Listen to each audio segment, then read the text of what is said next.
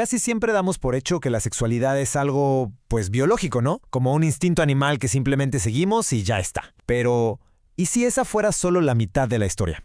A ver, vamos a meternos de lleno en esto. Si la sexualidad fuera puro instinto, así, sin más, ¿por qué se ve tan pero tan diferente en distintas épocas y culturas? O sea, ¿cómo es que lo que en un lugar es algo sagrado, en otro es un tabú absoluto? Justo esa es la pregunta que vamos a intentar responder.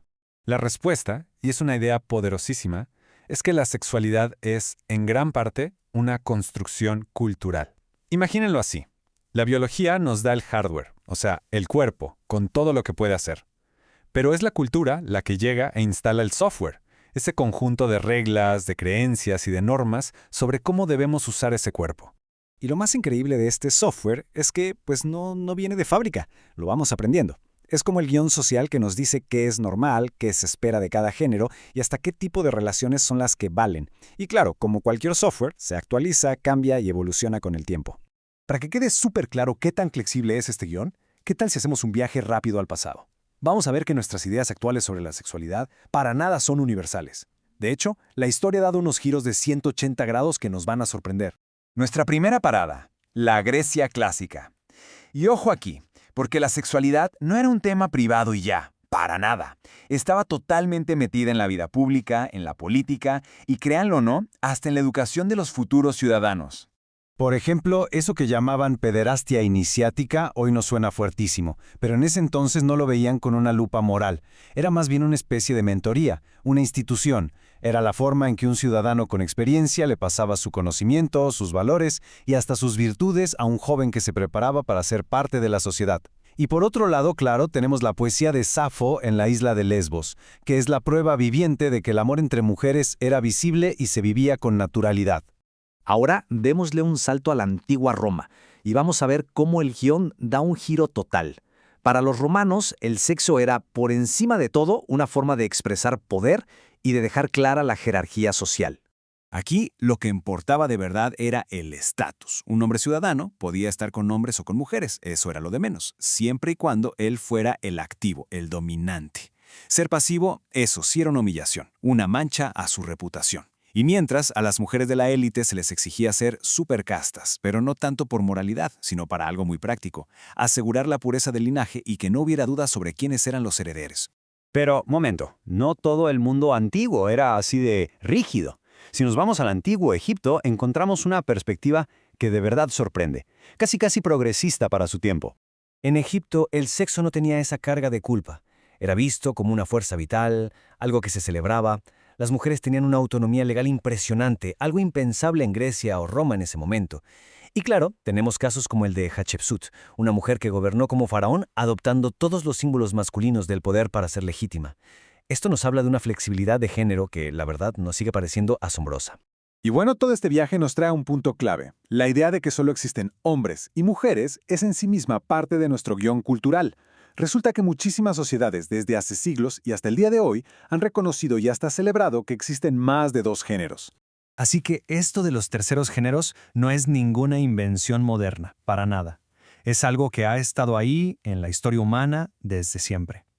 Vamos a ver unos ejemplos que de verdad nos hacen cuestionar nuestra visión del mundo.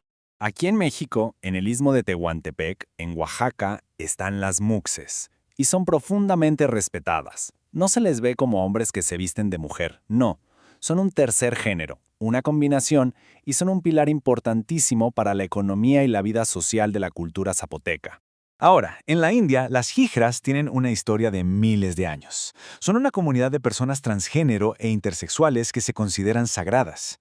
Tienen un rol tradicional en rituales, en bendiciones, aunque, hay que decirlo, en la vida moderna también se enfrentan a una discriminación muy dura.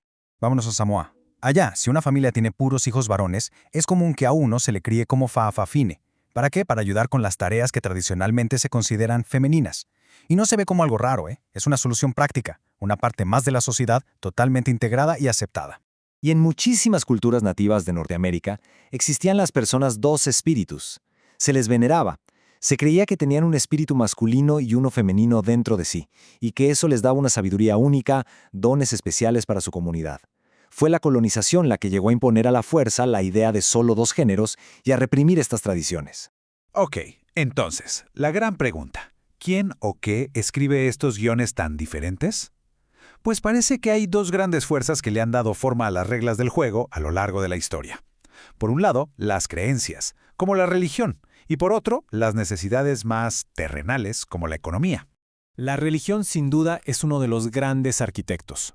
Por un lado tenemos las tradiciones abrámicas, que históricamente han puesto el foco en la procreación dentro del matrimonio. El placer por sí mismo como que se veía con sospecha. Pero luego, por otro lado, hay tradiciones como el Tantra, que ven la energía sexual como un camino para conectar espiritualmente, para iluminarse. Son dos manuales completamente opuestos. Y la economía también pone sus reglas. Claro que sí. En las sociedades que vivían de la agricultura, pues el matrimonio y la sexualidad empezaban muy temprano. ¿Por qué? Porque se necesitaban más manos para trabajar la tierra. En cambio, en las sociedades industriales de hoy, se le da prioridad a la educación, a la carrera, y la vida sexual se pospone. Así que el cuándo no es biológico, es económico. Bueno, después de todo este recorrido, ¿a qué llegamos? Si cada cultura escribe su propio guión, ¿significa que todo se vale? ¿Que no hay nada en común? Pues no exactamente. Si miramos con atención, hay un patrón que empieza a surgir de toda esta diversidad. Y esta tabla lo muestra perfecto. Es genial. Lo que podemos ver aquí de un solo golpe es la increíble plasticidad de la sexualidad humana. El sistema de género, el tipo de relación que se permite, el propósito del sexo, todo, absolutamente todo es maleable. El guión puede cambiar, y de hecho, cambia radicalmente. Esta frase de verdad lo resume toda a la perfección. Nuestro cuerpo nos da el potencial, es el hardware. Pero nuestros sentimientos, los valores, el significado que le damos al sexo, todo ese software viene del guión cultural que nos tocó aprender. Entonces, si cada guión es distinto, ¿hay alguna regla que sí debería ser universal? Si hacemos a un lado las tradiciones, las normas, ¿qué nos queda? ¿Cuál es nuestro verdadero norte? Solo una cosa: el respeto a la dignidad y a la autonomía de la otra persona. Dicho en una sola palabra, el consentimiento. Pero ojo, no cualquier consentimiento, uno que sea libre, que sea informado y que sea entusiasta, porque ese es el único principio que nunca, pero nunca bajo ningún guión cultural, debería ser negociable.